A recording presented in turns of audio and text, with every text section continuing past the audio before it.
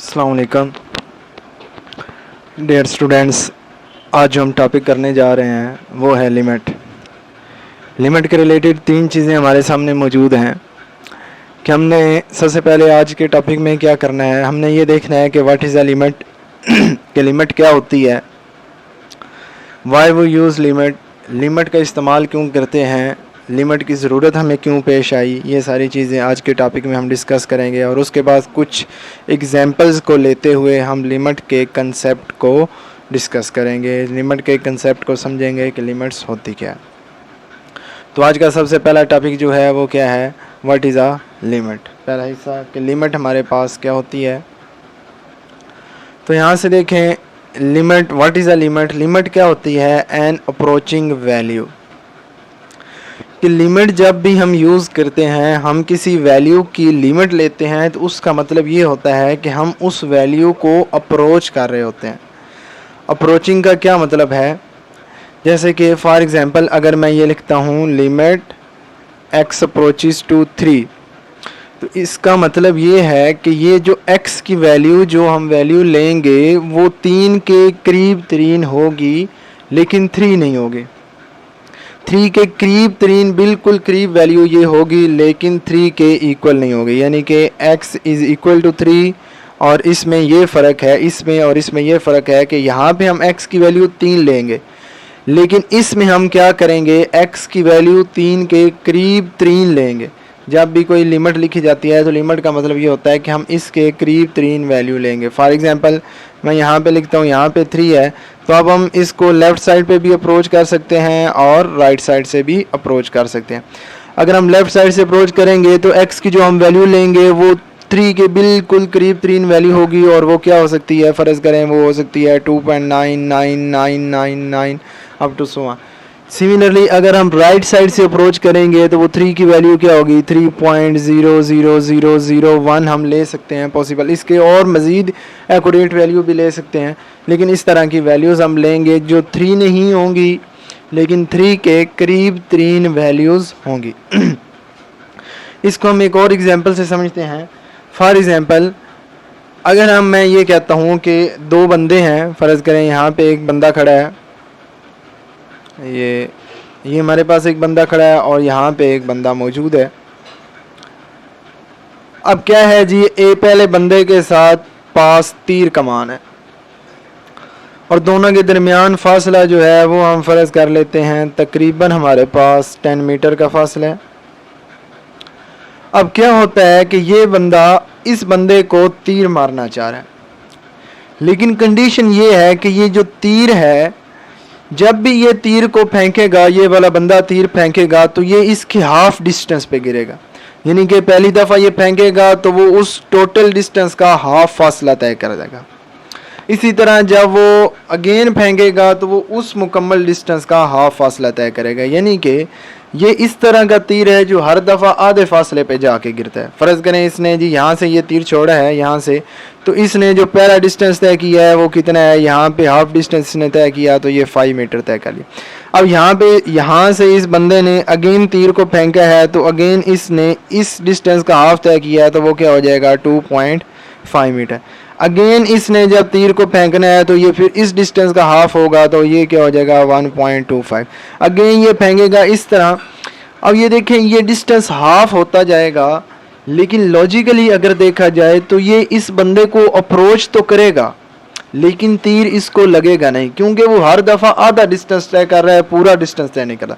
फ़र्ज़ करें अगर 1 मिलीमीटर का फासला भी रह जाता है दोनों के दरमियान तो फिर भी तीर अगर हम फेंकेंगे तो वो 0.5 मिलीमीटर के पे गिरेगा लेकिन इस बंदे को लगेगा नहीं।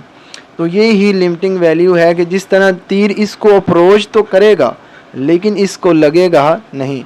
इसी तरह ये वैल्यू जब हम लेते हैं, हम लिखते हैं limit x approach to some value, तो उसका मतलब वो उसके इक्वल तो नहीं होगी लेकिन उसके करीब तरीन वैल्यू होगी। तो ये ही लिमिट का कंसेप्ट है कि जब भी हम लिमिट लेते हैं हम एग्जैक्ट वैल्यू नहीं लिखते बल्कि उसके करीब तरीन वैल्यू लेते हैं। जिस तरह इधर मैंने कहा कि ये तीर एग्जैक्ट उसको लगेगा नहीं लेकिन उसके करीब तरीन जाके गिर जाएगा। लेकिन अगर हम इन्फिनिटी टाइम अप्लाई करें तो पॉसिबल है मैथमेटिकली इसको लग जाए।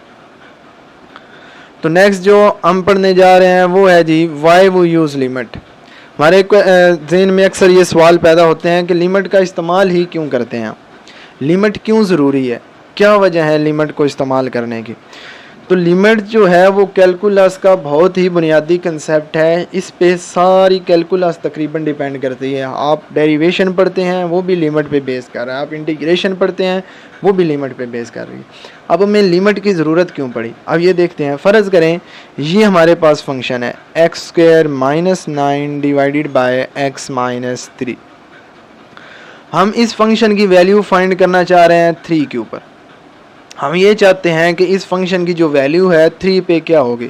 तो यहाँ पे देखें, अगर हम मैं x की जगह पे 3 पुट करता हूँ, 3² - 9 डिवाइडेड बाय 3 - 3, इसे सिंप्लीफाई करेंगे तो ये क्या बन जाएगा 9 - 9 डिवाइडेड बाय 3 - 3। तो ये क्या हो गया 0 डिवाइडेड बाय 0। अब ये 0 बाय 0 फॉर्म आ गई है जिसे हम हल नहीं कर सकते, जिसे हम क्या बोलते हैं इनडिटर्मिनेट फॉर्म, डिटर्मिनेट। अब हम इसको सॉल्व नहीं कर सकते, लेकिन इसके करीब तरीन वैल्यू पे हम इस फंक्शन को सॉल्व कर सकते हैं। लेकिन यहाँ पे आपके ज़हन में एक और ख्याल हो रहा होगा कि अगर हम इसके फैक्टर बना लें तो पॉसिबल नहीं है कि ये कट जाए, लेकिन ऐसा नहीं होता। फॉर एग्जांपल अगर हम ये देखें x+3, अगर हम इसके फैक्टर बनाएं a+b डिवाइडेड बाय x - 3, तो ये हम क्या हम ये काट सकते हैं, नहीं काट सकते x = 3 पे। क्यों नहीं काट सकते, क्योंकि अगर मैं यहाँ पे डायरेक्ट वैल्यू पुट करूँ 3+3 और ये बन जाएगा 3 - 3 डिवाइडेड बाय 3 - 3, तो ये क्या हो गया जी 3+3 9 और ये क्या आ गया 0 डिवाइडेड बाय 0। तो 0 को हम 0 के साथ तो नहीं काट सकते, ये पॉसिबल नहीं है कि 0 0 के साथ कट जाए, इसलिए हम इसके फैक्टर भी नहीं बना सकते। लेकिन जब हम साथ लिमिट लगा लेते हैं, लिमिट लगाने से इसके फैक्टर बनाए जा सकते हैं। फॉर एग्जांपल अगर मैं ये कहता हूँ कि हम इसकी value limit x approaches to 3 पे निकाल रहे हैं x² - 9 डिवाइडेड बाय x - 3। अब इसका मतलब ये है कि हम x की वैल्यू 3 नहीं ले रहे हैं बल्कि 3 के करीब तरीन वैल्यू ले रहे हैं। तो अब हम इसको सिंप्लीफाई कर सकते हैं, इसके फैक्टर बना सकते हैं x+3 x - 3 divided by x - 3। तो ये लिमिट x अप्रोचेस टू 3, तो ये इससे कैंसिल हो जाएगा, तो ये हमारी वैल्यू आ जाएगी limit x approaches to 3 x+3, 3 की जगह 3 वैल्यू पुट कर देंगे लिमिट की 3+3 विच इज़ इक्वल टू 6। अब एक और सवाल आपके ज़हन में आ सकता है कि हमने इसमें तो फैक्टर नहीं कटे, लेकिन इसमें ये फैक्टर कैसे कट गए। तो इसका भी जवाब मैं दे देता हूँ आप लोगों को। देखें, अगर हम साथ लिमिट लगाते हैं लिमिट x अप्रोचेस टू 3, इसका मतलब क्या मैंने बताया है कि ये वैल्यू 3 नहीं होगी बल्कि 3 के करीब 3 वैल्यू होगी। तो मैं ये फ़र्ज़ कर लेता हूँ कि ये जो x की वैल्यू है वो है जी, फ़र्ज़ करें 3 के करीब 3 क्या हो सकती है 0.001 मैं ले सकता हूँ। इसे मज़ीद अगर आपने करीब लेनी है तो 5-6 0 लगा लें। तो मैंने ली जी x की वैल्यू 3.001। अब हम देखते हैं, हम इस जब लिमिट लगाते हैं तो फिर हम फैक्टर्स को क्यों काट देते हैं। तो इसके रीज़न ये है, इसे हम लिख सकते हैं x - 3 या x+3 into x - 3 divided by x - 3। यहाँ पे आप x की अब वैल्यू पुट करें तो ये x की वैल्यू हमारे पास क्या आ जाएगी 3.001 प्लस 3, और सिमिलरली ये वैल्यू आ जाएगी 3.001 माइनस 3 डिवाइडेड बाय 3.001 माइनस 3। तो यहाँ पे देखें, अगर हम इसे सिंप्लीफाई करते हैं तो ये 6.001 इंटू 0.001 3.001 में से निकालें, ये भी आ जाएगा 001। तो अब हम क्या कर सकते हैं, 0.001 को अब 0.001 पे डिवाइड किया जा सकता है। अब आप कैलकुलेटर से डिवाइड करेंगे तो ये अब कट जाएंगे और इसका आंसर क्या आ जाएगा 1 आ जाएगा, और ये हमारा टोटल जवाब क्या आ जाएगा 0.001। अब ये 0.001 आया है, लेकिन अगर हम x की वैल्यू मज़ीद 3 के करीब ले लें तो ये भी ज़्यादा एक्यूरेट आंसर आता जाएगा। तो इन्फिनिटी डिस्टेंस पे जाके ये एग्जैक्ट 6 के इक्वल आंसर आ जाएगा। तो अब ये देखें, जब लिमिट हम लगाते हैं तो ये फैक्टर जो होते हैं ये फैक्टर आपस में कट जाते हैं, लेकिन जब हम एग्जैक्ट वैल्यू लेते हैं तो ये फैक्टर नहीं कटते। क्यों नहीं कटते? क्योंकि ज़ीरो को ज़ीरो से हम नहीं काट सकते। तो इस तरह के फंक्शंस जिनके अंदर डायरेक्ट लिमिट पुट करने से, डायरेक्ट वैल्यू पुट करने से 0/0 आ जाए, तो उस तरह के फंक्शंस को हल करने के लिए हमें लिमिट की ज़रूरत पेश आई थी। उस तरह के फंक्शन को हल करने के लिए हम लिमिट का इस्तेमाल करते हैं, क्योंकि बग़ैर लिमिट के ये फंक्शन हल नहीं हो सकते। इसको मैं आपको अगर एक और तरीके से समझाऊं, एक और एग्जांपल दे के समझाऊं। फ़र्ज़ करें आप एक रोड पे जा रहे हैं और रोड के दरमियान में गढ़ आ जाता है जहाँ से आप गुजर नहीं सकते। तो ये फंक्शन में भी ऐसे ही होता है कि x=3 पे एक गढ़ आ जाता है। अब क्या करते हैं, हम अपनी ज़रूरत के लिए उस गड्ढे के अंदर मिट्टी डाल के उसे भर देते हैं, तो फिर एक रोड हमवार हो जाता है, फिर हम उस पर गुजरने के काबिल हो जाते हैं। तो लिमिट भी क्या करता है, उस गड्ढे में मिट्टी का काम करता है कि जब हमारे पास फंक्शन में x=3 पुट करते हैं तो हम उस फंक्शन को कंटिन्यूस नहीं रहता, उसमें एक गड्ढा सा बन जाता है। लेकिन जब हम साथ लिमिट लगा देते हैं तो वो गड्ढा क्या हो जाता है, भर जाता है, फिर वो फंक्शन क्या हो जाता है, हमवार हो जाता है। तो ये लिमिट का कंसेप्ट है। मज़ीद हम एक और एग्जांपल से इसको समझते हैं, एक दूसरे तरीके से। फॉर एग्जांपल ये मैंने एक सर्कल लिया है, सर्कल।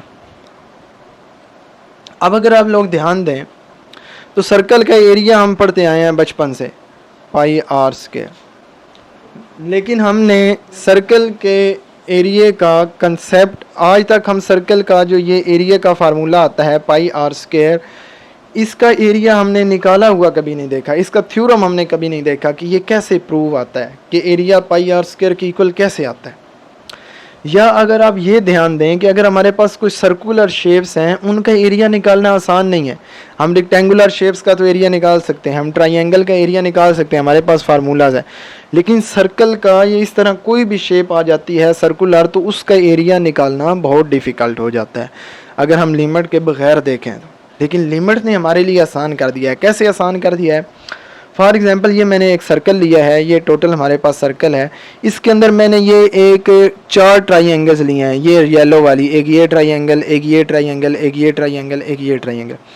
अब अगर हमने इस सर्कल का एरिया लेना है तो हम क्या करेंगे, हमें क्योंकि सर्कल के एरिया का इस फार्मूले से पहले अगर सोचा जाए तो हमें अगर फ़र्ज़ करें ये आपको फार्मूला नहीं पता तो फिर आपने एरिया कैसे निकालना है। तो उसके लिए हम क्या प्रोसेस करेंगे, हम ये 4 ट्राइंगल्स लेंगे। अगर हम चारों का ट्राइंगल्स का एरिया निकाल लेते हैं तो क्या ये सारे सर्कल का एरिया है? नहीं, सारे सर्कल का नहीं है। क्यों नहीं है? क्योंकि ये जो वाइट वाले हिस्से हैं इनका एरिया नहीं निकलेगा, तो ये एक्यूरेट एग्जैक्ट सर्कल का एरिया नहीं आएगा।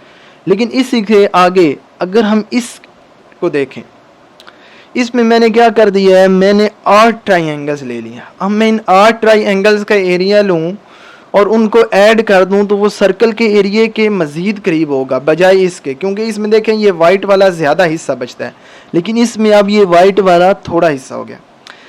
अगले में मैंने क्या किया है, 16 ट्राइंगल्स ले लिए हैं। अब 16 ट्राइंगल्स के एरिया लेके ऐड करें तो ये मज़ीद इस सर्कल के एरिया के करीब तरीन एरिया आ जाता है।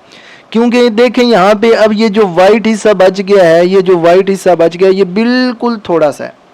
यानी कि मतलब ये हुआ कि जैसे जैसे पहले 4 ट्राइंगल्स थी तो सर्कल का एरिया एक्यूरेट नहीं आ रहा था, हमने 8 ट्राइंगल्स की तो मज़ीद थोड़ा सा करीब तरीन आ गया, हमने 16 ट्राइंगल्स की तो एरिया मज़ीद एक्यूरेट आता गया। अब जैसे जैसे हम ट्राइंगल्स को बढ़ाते जाएंगे हमारा मज़ीद एरिया एक्यूरेट आता जाएगा। तो आप फ़र्ज़ कर लें कि आप शायर हैं, शायर कुछ भी सोच सकते हैं, तो हम ये फ़र्ज़ कर लेते हैं कि ये जो इनफाइनाइट ट्राइंगल्स हैं, कि ये जो ट्राइंगल जिस तरह हमने 16 लिए हैं हम इनफाइनाइट ट्राइंगल्स ले रहे हैं। तो अब ये देखें जैसे जैसे ट्राइंगल्स ज़्यादा होती जा रही हैं एरिया एक्यूरेट आता जा रहा है। तो अगर हम इनफाइनाइट ट्राइंगल्स का एरिया ले लें, यानी हम ये कह दें कि जो लिमिट है ट्राइंगल्स की, ट्राइंगल्स वो किस को अप्रोच कर रही हैं, इन्फिनिटी को। जितनी भी हमने ट्राइंगल्स लिए हैं वो इनफाइनाइट ट्राइंगल हैं। तो ये देखें जिस तरह ट्राइंगल्स बढ़ाते जा रहे हैं एरिया एक्यूरेट होता जा रहा है। तो इनफाइनाइट ट्राइंगल्स अगर हम ले लें तो सोचें बिल्कुल एरिया एक्यूरेट नहीं आ जाएगा। तो ये ही लिमिट का कंसेप्ट है। लिमिट हमारे पास बहुत ज़्यादा चीज़ों में इस्तेमाल हो रही है। लिमिट का बहुत ही वसी रोल है कैलकुलस के अंदर। तो उम्मीद है आप लोगों को लिमिट का कुछ ना कुछ कंसेप्ट समझ आ गया होगा। नेक्स्ट जी हम एक्सरसाइज 1.3 करेंगे। तब तक अल्लाह हाफिज़। अगर कोई क्वेश्चन है तो आप कमेंट बॉक्स में देख सकते हैं।